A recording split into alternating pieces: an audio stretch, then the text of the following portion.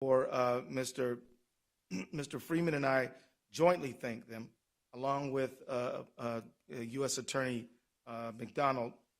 We thank the community for their patience in allowing us the time and space we need over these days to lay these charges.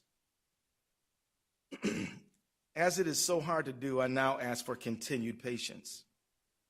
This case continues to be under investigation. We will not be able to say very much publicly about the investigation, except that we encourage anyone who believes that they have evidence in this case to come forward and to be cooperative with the investigation. As we develop the case for prosecution, which will also not be able, we will not be able to say very much publicly about it, because our job is to seek justice and to obtain a conviction, not to make statements in the press, but to do our talking in court. So I ask for your patience again while we limit our public comments in pursuit of justice. I also ask for your trust that we are pursuing justice by every legal and ethical means available to us. I also want to add a word of caution.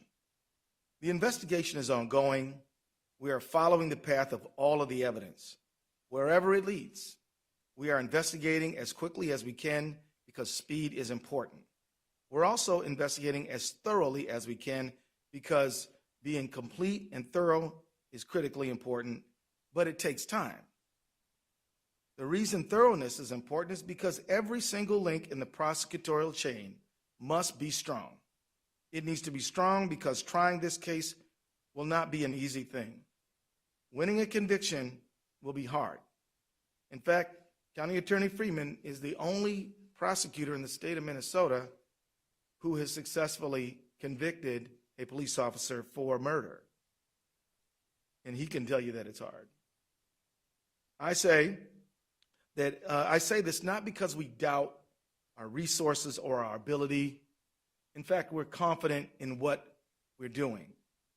But history does show that there are clear challenges here, and we are going to be working very hard in relying on each other and our investigative partners and the community to support that endeavor.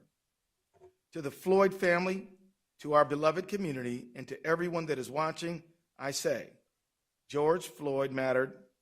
He was loved. His family was important. His life had value, and we will seek justice for him and for you, and we will find it. The very fact that we have filed these charges means that we believe in them.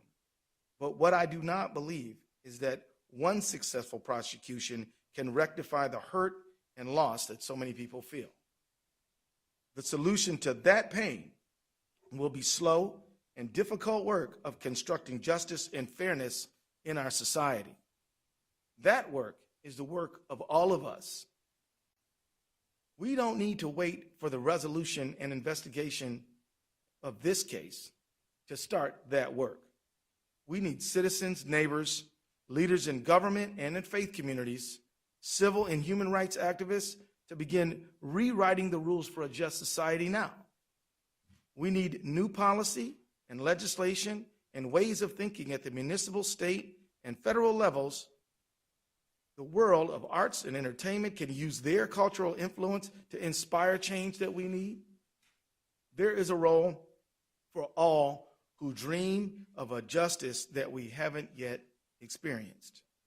In the final analysis, a protest can shake a tree and can make the fruit fall down. But after that fruit is in reach, collecting it and making the jam must follow.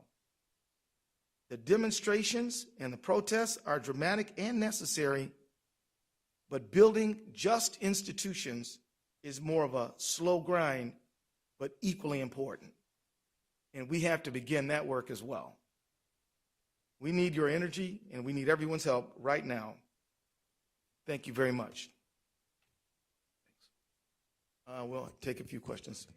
Yes, ma'am.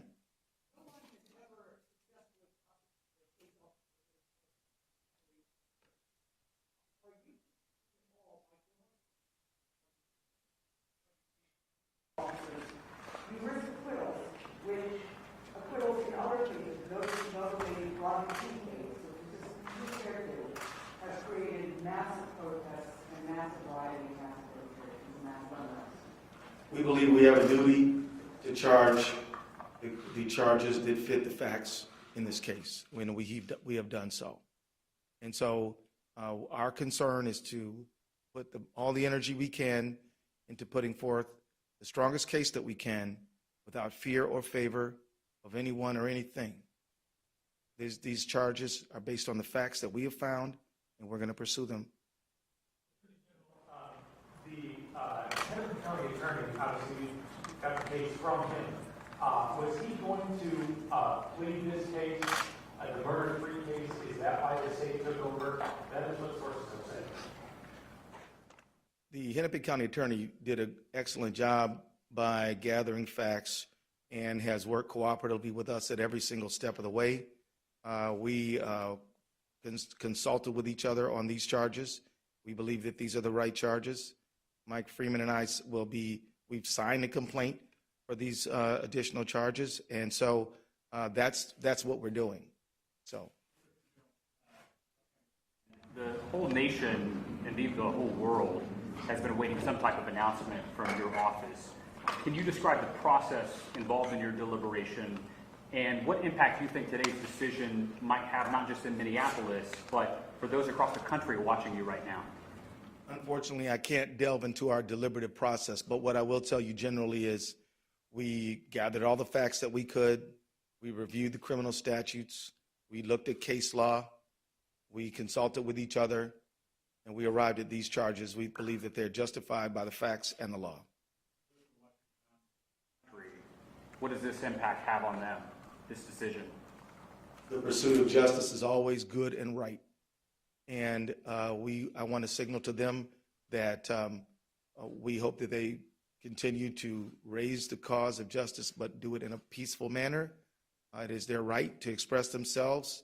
And with that, I will say that they should continue in their own communities to get together to build just police community relationships. We need the faith community to be involved. We need arts and entertainment to help inspire us toward justice. We need everybody. There's a lot more to do than just this case, and we ask people to do that.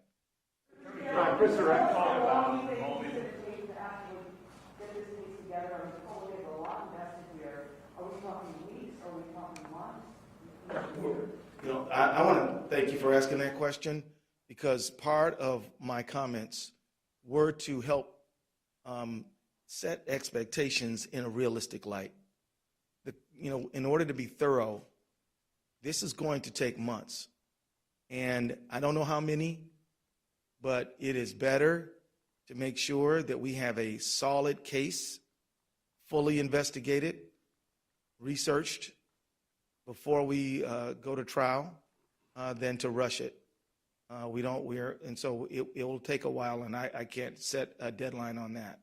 Way in the back. Attorney General, Chris Rex with Carolina. The Floyd family had asked for a first-degree murder charge as well as their attorney. You decided to charge second-degree unintentional murder while committing a felony. Can you explain what that charge means, unintentional murder versus second-degree intentional murder, please? Well, according to Minnesota law, you have to have premeditation and deliberation to charge first-degree murder. Second-degree murder, you have to intend for death to be the result. For second-degree felony murder, you have to intend the felony and then death be the result without necessarily having it be the intent. So that's the state of the law. The felony would be we would contend that George Floyd was assaulted, and so that would be the underlying felony. Do you accept any plea deals in this, or do you expect all four to go to trial? And secondly, when will the body camera footage be released? I really don't have any idea of what plea negotiations or anything like that. That's simply way too early to begin that conversation.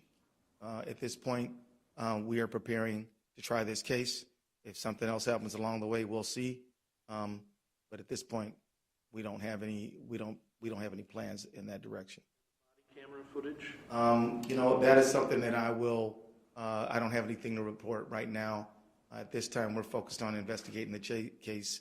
And so I think at this time, I will consult with the BCA and other partners on the case, and we'll come to a conclusion about that.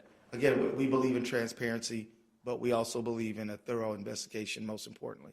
General, have the 3 officers been taken into custody? I'll allow Mr. Drew Evans to address that issue. Yeah. Good afternoon. My name is Drew Evans. I'm the superintendent of the Minnesota Bureau of Criminal Apprehension. We are in the process of taking the officers into custody. I can report that 1 is in custody now, and the other 2 we are in the process of taking into custody and expect them to be this afternoon. Could you care about, have these officers provided any statements to your investigators, which traditionally happens after a death in custody? Have you spoken with them? I will, as the Attorney General said, we can't speak about all the details of the case other than what's really in the complaint at this time. I will tell you with any investigation, as I've told you all from the very beginning, we have teams of investigators from the BCA jointly investigating this with the FBI, trying to obtain all information. In this case, I will tell you that is a regular course of all of our investigations to attempt interviews with all of the officers. We have interviewed numerous individuals in this case, and additional information will be provided as we move forward. Attorney General, do you have the folks you need to do this, or you'll be seeking some sort of outside counsel or special counsel as you're authorized to do under the law? At this time, I believe we have the team to complete this work. I would like to just introduce David Voigt as well. He is a deputy at the Attorney General's office. He heads the criminal division, and he has the lawyers to get this done. And also, we have some experienced lawyers at the Hennepin County Attorney's Office. We're working on this thing together. In terms of the timing of this decision, I know the Floyd family was hoping to be able to have more information on these charges before the memorial tomorrow. How much did that factor in your decision, as well as the protests with them calling for these across the country as well and growing out there? I can say that I did not allow public pressure to impact our decision-making process. I was prepared to withstand whatever calls came. We made these decisions based on the facts that we have gathered since this matter occurred, and made the charges based on the law that we think applies. So that's my answer. Yeah.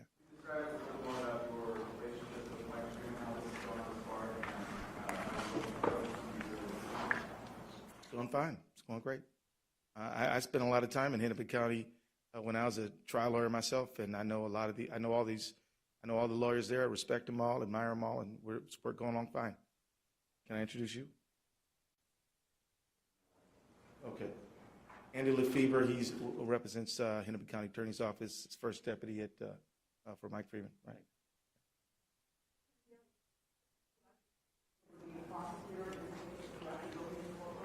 No, that I'm going to let the people who prosecute cases every single day to prosecute this case. Now, it is true that I've tried a lot of cases, and I've tried homicide cases, but on the other side of the courtroom. The people who know how to prosecute, I'm going to let them do that work.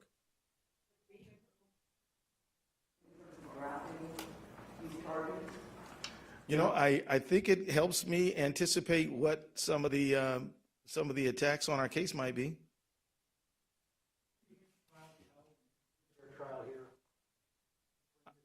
I see no reason why we can't get a fair trial here. With the charges that were just filed, my math is correct. Do the 3 officers now face the potential same maximum sentence as Officer Chauvin? Yes. Well, yes, sir. I apologize if you've addressed this before, but does your involvement in this case now put you on the sidelines in terms of the legislative process and working for police reform legislation? No. I'll continue to do all the duties that I have, which involve legislative, which involve a lot. We've been very active in the civil space. We've been active in representing state agencies and government. I'll continue to supervise that as I always do. But I feel very confident in it because I have excellent professionals who are going to be focused on this like a laser beam every single day. Attorney General, could you just take us into that room when the decision was made for you personally, for this case, to file these charges, the moment you had personally? I feel a tremendous sense of weight. I feel this is a very serious moment.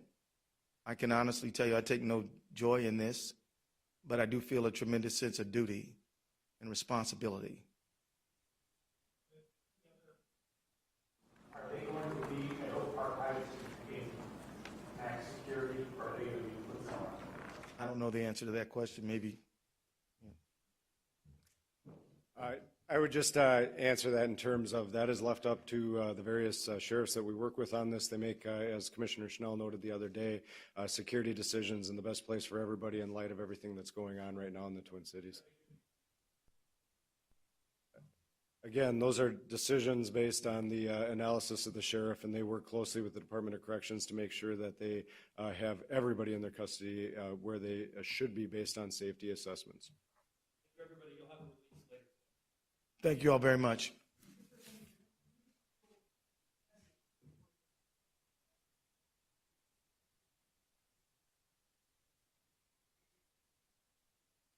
I will say to them that I pledge and I promise to hold everyone accountable for the behavior that we can prove in a court, and that if I don't charge it, it means that we did not have the facts to do that. So I'll simply say that as the people who are legal professionals, professional prosecutors, we are taking our duty seriously, and we are working with the people who gather the facts, and we have done the work that we believe is possible, ethical, and right.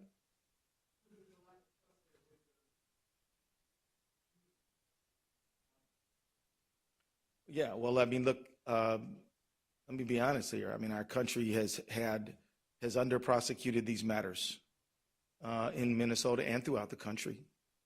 And so I think the trust is a result of historically not holding people who are public guardians accountable for their behavior in situations where we should have. So that, I think, is the origin of the trust problem. But we can't control the past. All we can do is take the case that we have in front of us right now and do our good faith best to bring justice to this situation, and we will.